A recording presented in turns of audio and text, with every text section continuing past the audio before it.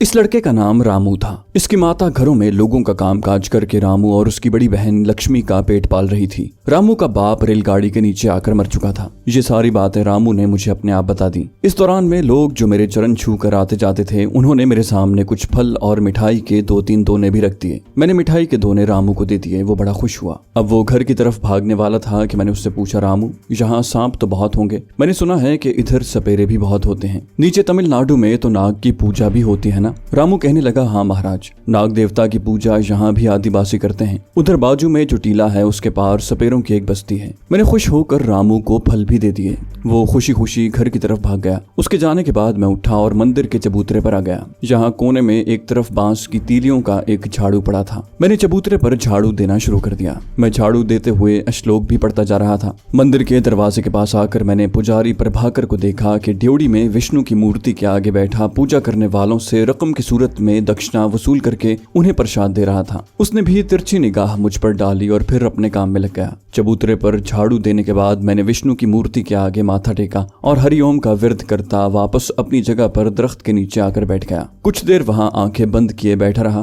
फिर आहिस्ता से उठा और मंदिर के गिर्द 3 चक्कर लगाए। उसके बाद हरिओम हरिओम करता उस टीले की तरफ आहिस्ता आहिस्ता चलने लगा जिसके पार रामू के बकौल सपेरों की बस्ती थी। टीले के पार नशेब में चंद एक टूटी फूटी झोंपड़ियां बनी थी जिनके आगे पीछे बच्चे मिट्टी में खेल रहे थे। एक बूढ़ा झोंपड़ी के सामने बैठा नारियल पी रहा था। मुझे देखते ही वो हाथ जोड़कर उठ खड़ा हुआ। मैंने उसे बैठने का इशारा किया और कहा, बाबा लोग, इधर कोई पुराना सपेरा भी रहता है क्या? ये गुफ्तगू तमिल में हो रही थी। बूढ़ा बोला, महाराज, मैं ही अपनी बस्ती का सबसे पुराना सपेरा हूँ, आप हुक्म करें। मैं उसके पास ही जमीन पर बैठ गया और बोला, हम जोगी सन्यासी लोग हैं बाबा, लोगों की सेवा करना हमारा धर्म है। उधर नाग बीमारी के इलाज के वास्ते हम एक बूटी का अर्क तैयार कर रहे हैं, मगर उसके लिए हमें एक ऐसे सांप की जरूरत है जो एक दांत से डसता हो। बूढ़ा बोला, महाराज, आपको धार्मी सांप चाहिए, वही एक दांत से डसता है, मगर महाराज उसका जहर तो बड़ा कमजोर होता है। मैंने गर्दन आहिस्ता से हिलाते हुए कहा, हाँ बाबा, हमें धार्मी सांप की जरूरत है। हम उसके एवज सिर्फ 20 रुपए अदा कर सकते हैं। क्या हमें धार्मी सांप मिल जाएगा?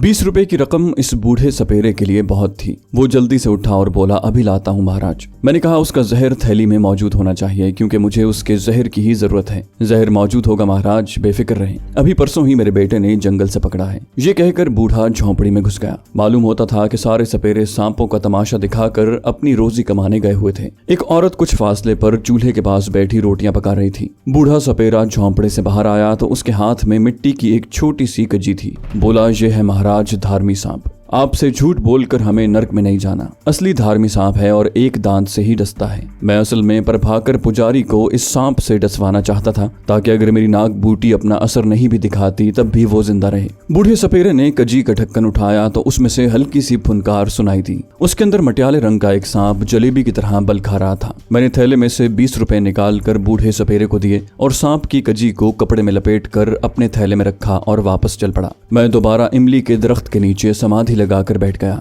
गोशाए चश्म से मंदिर की तरफ बराबर देखे जा रहा था। पुजारी प्रभाकर दोपहर के बाद मंदिर से निकलकर बगल में पहाड़ी टीले में बने हुए एक हुजरे में चला गया। बड़ी गर्मी पड़ने लगी थी। सारा इलाका सुनसान हो गया था। पूजा करने वाले गर्मी और धूप की तपिश से बचने के लिए अपने अपने घरों को जा चुके थे। शायद प्रभाकर भी कैलूले के लिए अपने हुजरे में गया था। उसने दरवाजा बंद कर लिया था। कुछ फासले पर 2 मजदूर किस्म के आदमी दरख्तों की ठंडी छांव में सो रहे थे। मेरे सामने लोग फिर मिठाई के दोने और फल रख रहे थे। मैंने उनसे पेट की आग बुझाई और सोचने लगा कि हमले का वक्त कौन सा मौजू रहेगा। ये मौका भी सुनहरी था। इलाका बिल्कुल खाली था। पुजारी प्रभाकर हुजरे में था। मुझे कोई नहीं देख सकता था। मैंने उसी वक्त एक्शन का फैसला किया और धार्मी नाग की कजी थैले में लेकर उठा और मंदिर की दूसरी तरफ से होकर प्रभाकर के हुजरे के सामने आ गया। दरवाजा बंद था। दहलीज के पास सांप के लिए एक बड़ा मुनासिब सुराख था। मैं तेजी से लपक कर दरवाजे के करीब बैठ गया और कजी का ढक्कन खोलकर सांप को सुराख में से अंदर उंडेल दिया। उसके साथ ही मैं जल्दी से हुजरे के अकब से होता हुआ वापस अपने इमली वाले दरख्त के नीचे आकर बैठ गया। चलचलाती धूप में दूर दूर तक कोई इंसान नजर नहीं आ रहा था। अब मैं हुजरे में से पुजारी प्रभाकर के शोर मचाने की आवाजें सुनने के लिए हमतन गोश था और वैसा ही हुआ। ये भी धड़का लगा था कि कहीं सांप प्रभाकर को काटे बगैर ही बाहर न निकल आए,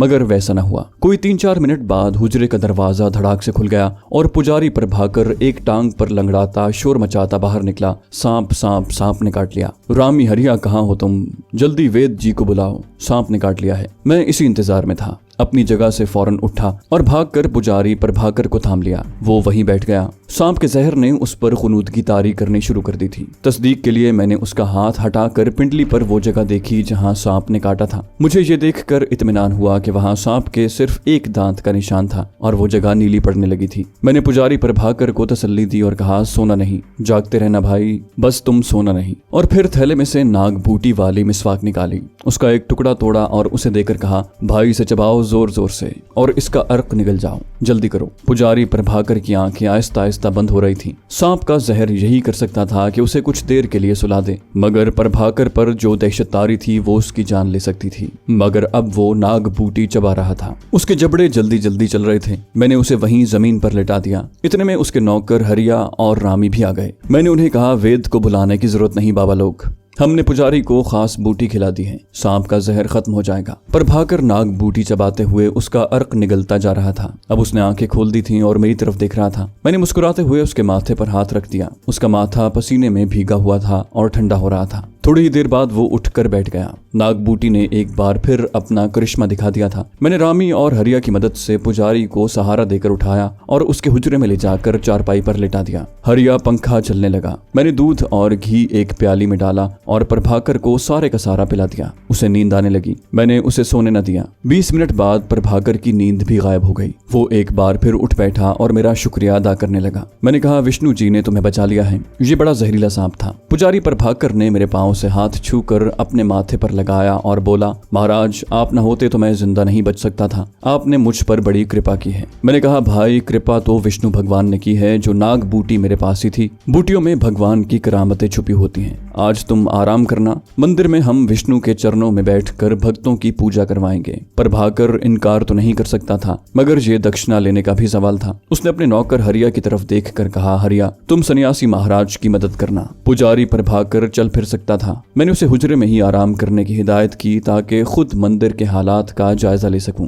धूप ढली तो मैंने नहा धोकर तिलक लगाया, जनेऊ पहना और विष्णु की मूर्ति के सामने छाल पर आकर बैठ गया। पूजा करने वालों का सिलसिला शुरू हो गया। औरतें और मर्द आते मेरे चरण छू कर भगवान के आगे फूल, मिठाई और फल रखते, संदूकची में रुपया 2 रुपए डालते। मैं उनके माथे पर पानी में घुले हुए केसर का टीका लगाता, रतनजो का एक फूल उनकी हथेली पर रखता। वो सर झुकाए वापस चले जाते। पुजारी प्रभाकर का दुबला पतला खास नौकर धोती पहने मेरे सामने बैठा था। वो संदूकची में डाले जाने वाले रुपए पैसों की निगरानी कर रहा था। जब पूजा करने वालों का सिलसिला मध्यम पड़ गया तो मैंने हरिया से कहा, हरिया बेटा हम तेरे माथे पर राजा की लकीर देख रहे हैं, तू यहाँ क्या करने बैठा है। हरिया मेरी करामत देख चुका था। ये सुनकर एक बार तो उसका मुंह खुले का खुला रह गया। मैंने लोहे को गर्म देखकर दूसरी जरब लगाई। हरिया तू राजा हरीशचंद्र की औलाद में से है, तुझे नौकर का जन्म तेरे कर्मों की वजह से मिला है, पर तेरा पाप कट सकता है और तू फिर से राजा का मर्तबा हासिल कर सकता है। हरिया ने मेरे पांव पकड़ लिए। महाराज एक बार पहले भी एक साधु बाबा ने मुझे यही बताया था। मुझे नहीं मालूम उस साधु बाबा ने हरिया से क्या काम निकालना चाहा होगा कि ऐसी बढ़ा की। बहरहाल मैं तो हरिया का महज एतमाद हासिल करना चाहता था, क्योंकि ये पुजारी प्रभाकर का खास नौकर था और प्रभाकर ने उसी पर भरोसा करते हुए उसे मेरे सामने मंदिर में भेजा था। मैंने कहा वो साधु भी सच्चा था। हरिया हम मनुष्य को देखकर उसके पिछले जन्म का हाल पहचान लेते हैं। तू एक जन्म में राजा हरीशचंद्र का पोता था, फिर एक जन्म में तू खुद राजा बनकर कन्नौज का हुक्मरान बना, फिर तेरे कर्म अच्छे न रहे और तूने मगरमच्छ की शक्ल में जन्म लिया। उसके बाद सांप, बिच्छू और मछली का जन्म लेते हुए एक बार फिर अपने अच्छे आमाल की बदौलत तूने राजकुमार का जन्म लिया, पर तेरे बुरे कर्मों ने तेरा पीछा न छोड़ा और इस बार तेरा जन्म नौकर के रूप में हुआ और तेरा नाम हरिया रखा गया।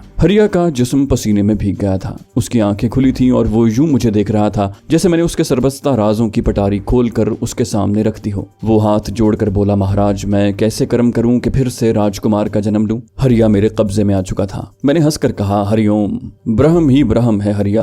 अच्छा हम तुम्हें फिर कभी बताएंगे, पर एक बात का ख्याल रखना, इसका जिक्र किसी से मत करना, नहीं तो मूर्ख तेरा अगला जन्म सांप का होगा। उसने मेरे पांव पर सर रख दिया और गिड़गिड़ाते हुए बोला, किसी से नहीं कहूंगा महाराज, किसी से भी नहीं कहूंगा। आप मेरी सहायता करें, मुझे राजकुमार का जन्म दिला दें, मुझे फिर से राजा बना दें। मैंने हरिया को तसल्ली दी, ऐसा ही होगा मेरे बालक। वो मेरा मुती हो चुका था। खा वो मेरे किसी काम ना आता, मगर मैं प्रभाकर के बाद उसके एक आदमी को अपने एतमाद में जरूर लेना चाहता था और ऐसा करने में मैं कामयाब हो गया था। शाम को मैंने मंदिर का सिंहासन हरिया के हवाले किया और खुद हुजरे में प्रभाकर के पास चला गया। गया। वो हुजरे के बाहर चारपाई डाले लेटा हुआ था और 2 आदमी उसे पंखा चल रहे थे। उसे बुखार हो गया था। सांप के जहर का उसने कुछ ज्यादा ही असर ले लिया था। अगरचे सांप के जहर का असर खत्म हो चुका था। मैंने उसे ठंडा दूध पिलाया और रात को कुछ खाने से मना किया। दूसरे रोज पुजारी प्रभाकर भला चंगा था। अब उसने अपने साथ वाला हुजरा मेरे लिए खुलवा कर वहाँ चारपाई डलवा दी। उस पर सफेद बिछोना भी लगा दिया। मैंने कहा, प्रभाकर भाई,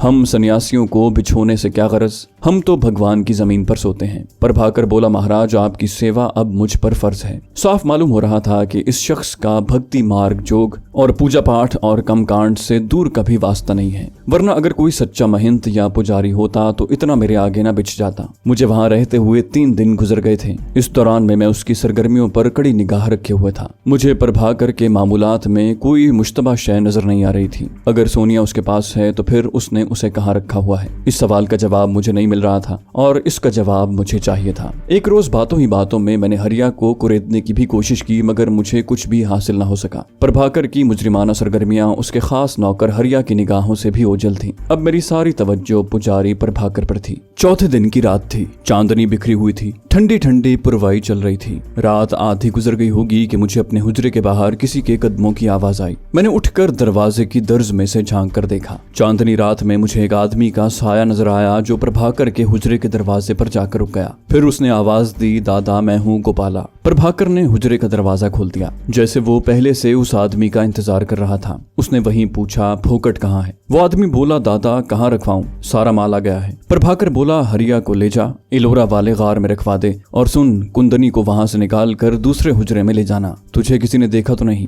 नहीं दादा। प्रभाकर ने जल्दी से दरवाजा बंद कर दिया। वो आदमी दूसरी तरफ से होकर मंदिर की अकबी दीवार के पास अंधेरे में गुम हो गया। ये फोकट क्या चीज है और ये कुंदनी सिवाय सोनिया के और कोई नहीं हो सकती। अब मेरा टारगेट एक बार फिर हरिया था। बड़ा अय्यार शख्स था। उसने मेरे आगे पैरों पर पानी नहीं पड़ने दिया था और दरपर्दा वो प्रभाकर की मुजरिमाना सरगर्मियों का एक हिस्सा था। अब मैंने उस पर कारी ज़र्ब लगाने का फैसला किया, क्योंकि हरिया ही मुझे कुंदनी के बारे में कुछ बता सकता था। मैं बेचैनी से दिन निकलने का इंतजार करने लगा। फोकट से मुराद लाजमी तौर पर चरस या हेरोइन हो सकती थी। फोकट उनमें से किसी शय का अलामती नाम था। हो सकता था कि ये चरस या अफ्यून हो। कुंदनी के बारे में मुझे यकीन था कि वो सोनिया ही होगी। मेरा हक ये बनता था कि मैं उसी वक्त एलोरा के गारों में जाऊं और वहां से सोनिया को निकाल कर फरार हो जाऊं, खास के लिए मुझे इन सब बदमाशों को हलाक ही क्यों ना करना पड़े। लेकिन इसमें एक बहुत बड़ा खतरा था कि कहीं मैं और सोनिया पुलिस के हत्थे न चढ़ जाएं। बदमाश पुजारी प्रभाकर ने गोपाला को यही कहा था कि वो कुंदनी को एक गार से निकाल कर दूसरे गार में पहुंचा दे। इससे मुझे इत्मीनान हुआ कि कुंदनी या सोनिया वहीं किसी गार में ही होगी। मैंने मुंह अंधेरे एलोरा के तारीखी गार में जाने का प्रोग्राम तय कर लिया। मुझे अंदाजा था कि गोपाला हरिया स्मगलिंग का माल रखवाने के बाद एलोरा गार से चले जाएंगे। हरिया को खरीदने से पहले अब मैं खुद गार में जाकर कुंदनी को देखना चाहता था कि वो हकीकत में कौन है। हुजरे के बाहर खामोशी तारी हो गई थी। मैंने बंद दरवाजे की दर्ज में से बाहर देखा। चांद मंदिर के अकबी इमली के दरख्तों में रूपोश हो रहा था। मंदिर अंधेरे में था।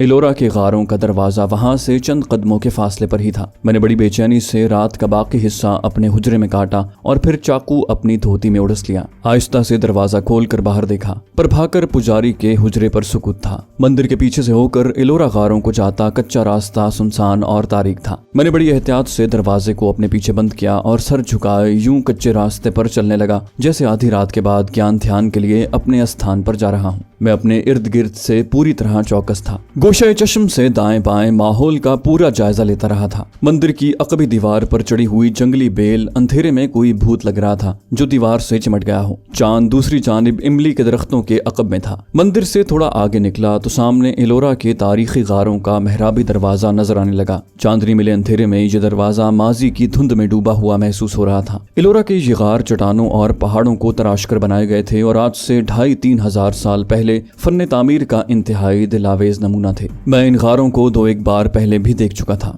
एलोरा में कुल 34 गार हैं और हर गार में 2 मंजिला आलीशान मकानात तामीर किए गए हैं, जिनमें जगह जगह 3-3, 4-4 गज ऊंचे बुत तराशे हुए हैं। मकानों के कमरों में इतनी गुंजाइश है कि वहाँ 10-12 आदमी समा सकते हैं। तमाम इमारतों में दोनों जानिब पत्थरों में से खजीने तराशे गए हैं। गारों में मूर्तियों और बुतों की तादाद बेशुमार है। हर गार के हॉल में चारों तरफ बुत और मूर्तियां ही नजर आती हैं। आप एक दिन में ये सारे गार नहीं देख सकते। दिन के वक्त यहाँ एक चौकीदार होता है, रात को वो चला जाता है, क्योंकि बुत और मूर्तियां ठोस पत्थर की हैं और उनके जिस्म चट्टानों से पैवस्ता हैं। उन्हें वहां से कोई नहीं हिला सकता। मैं इलोरा के दरवाजे पर पहुंचकर एक तरफ हटकर खड़ा हो गया। इधर उधर देखने के बाद जब मुझे तसल्ली हो गई कि वहां मेरे सिवा दूसरा कोई नहीं है, तो तेजी से गार में दाखिल हो गया। गार की तारीक मरतूब फजा में लोबान की बू फैली हुई थी। हैदराबाद और खास तौर पर औरंगाबाद के हिंदुओं में मशहूर है कि इलोरा गार में रात को देवी और देवता आकर रहिश रचाते हैं और अगर कोई बाहर का आदमी वहां पर आ जाए तो उसे पत्थर बना दिया जाता है। मुझे इन खराफात से कोई दिलचस्पी नहीं थी। मैं इन तमाम बुतों और मूर्तियों से ज्यादा अजीम और ताकतवर था, इसलिए कि मैं जिंदा था और ये तमाम बुत और मूर्तियां बेजान पत्थर के तराशे हुए टुकड़े थे। इलोरा में दाखिल हूँ तो सामने एक तंग राहदारी बिल्कुल सीध में जाती है। कोई 15 कदम चलने के बाद इलोरा का पहला हॉल आ जाता है। यहाँ चारों तरफ मूर्तियां ही मूर्तियां दीवारों में तराशी हुई हैं।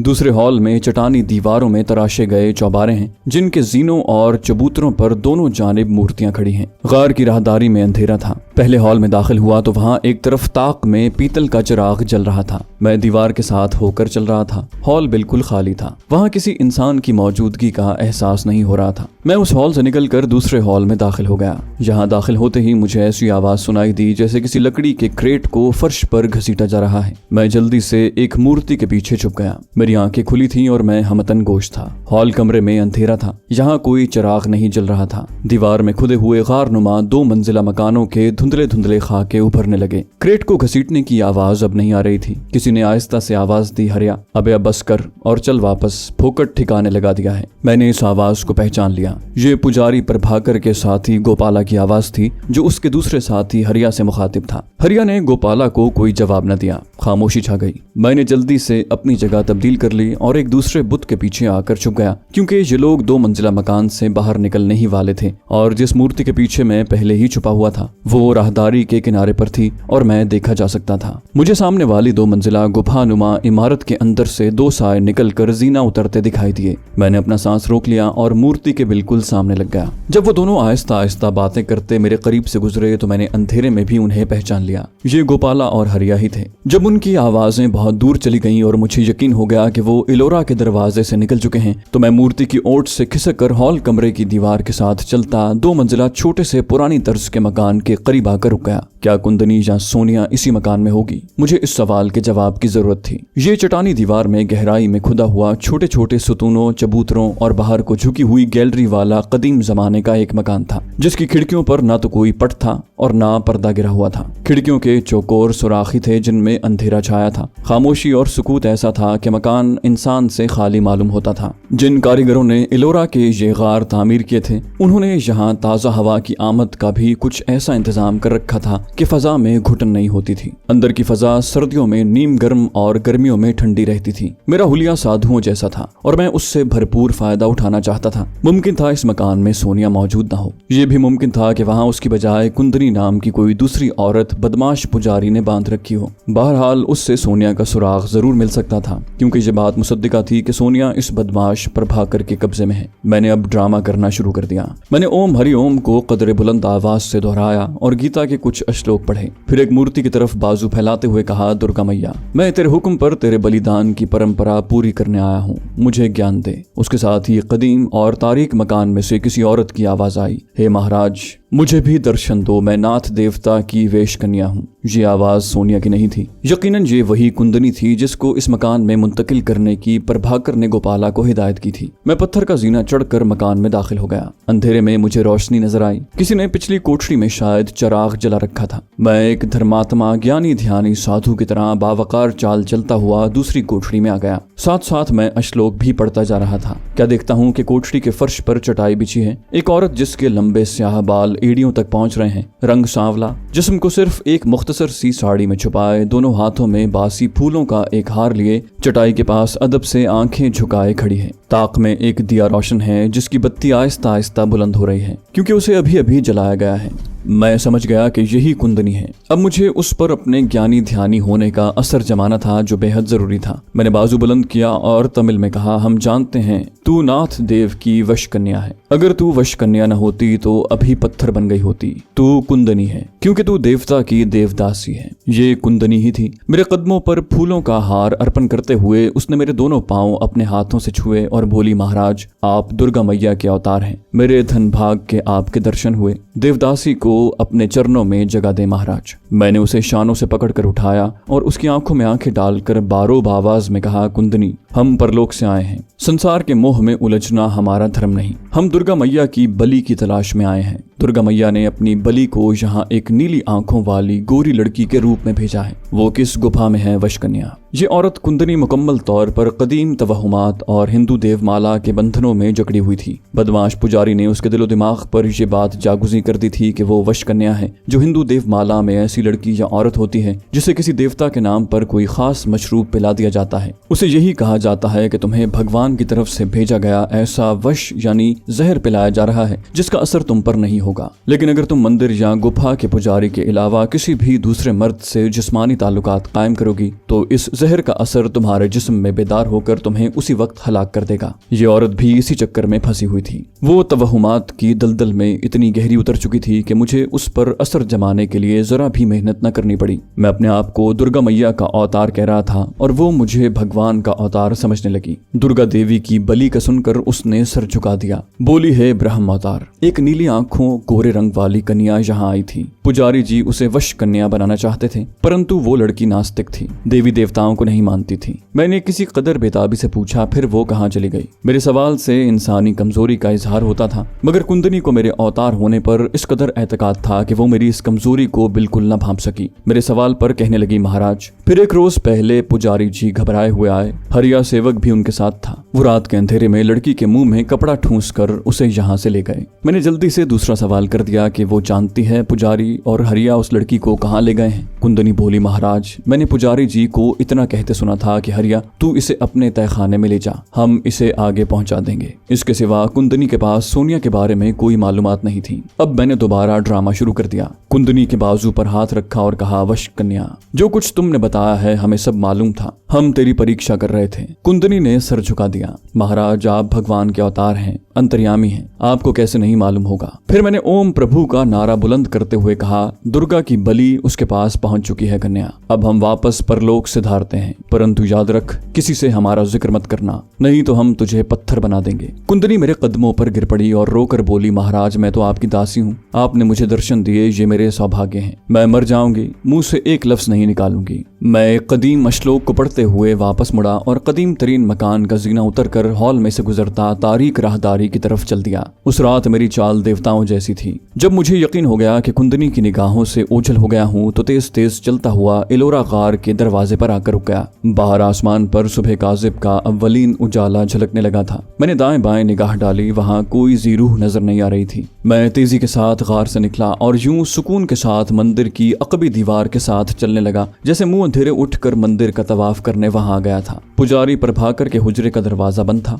मैं ऊपर से होकर अपनी कोठरी में आ गया। मामला मजीद उलझ गया था। जिस लड़की की कुंदनी बात कर रही थी वो सोनिया ही हो सकती थी। 2 रोज पहले उसे इलोरा के गार से हरिया के हवाले कर दिया गया था। बदमाश पुजारी प्रभाकर को यकीनन किसी तरीके से इल्म हो गया होगा कि सोनिया एक ऐसी लड़की है जिसके पीछे इलाके की CID और पुलिस है। चुनाचे उसे आगे कर देने का मतलब यही था कि वो उसे किसी दूसरे बदमाश या बुर्दा फरोश के हाथ बेच देने का प्रोग्राम बना चुके थे। भारत में खास तौर पर भारत के जुनूब में औरतों की बुर्दा फरोशी आम है, क्योंकि वहाँ बेशुमार मंदिर हैं जहाँ अभी भी चोरी छुपे देवदासियां रखी जाती हैं। ये देवदासियां इलाके के जागीरदारों और अय्याश अमीर कबीर सनतकारों की खिदमत के लिए मुख्तस होती हैं। उस वक्त बकौल कुंदनी के सोनिया हरिया के तहखाने में थी। ये भी खदशा था कि कहीं इन बदमाशों ने उसे आगे न फरोख्त कर दिया हो। फिर भी मुझे ज्यादा जल्दी नहीं करनी चाहिए थी। तो दोस्तों ये थी हमारी आज की एपिसोड। उम्मीद करते हैं आपको हमारी कहानी पसंद आई होगी। जाने से पहले इस वीडियो को लाइक कीजिए और शेयर करना मत भूलिए। कमेंट करके हमें बताइए कि आपको हमारी वीडियो कैसी लगी, और अगर अभी तक आपने इस चैनल को सब्सक्राइब नहीं किया तो इसे सब्सक्राइब कीजिए और बेल आइकन दबाकर ऑल नोटिफिकेशंस ऑन कर लीजिए।